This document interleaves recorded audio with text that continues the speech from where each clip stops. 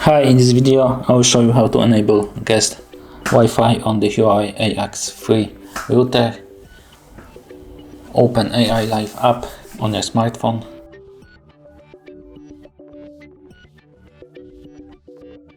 Go to the HUAWEI router settings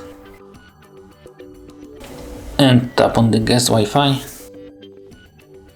Toggle that switch, and there you can set the guest Wi-Fi name and password and duration when the guest Wi-Fi will be active, and tap OK to confirm all the changes.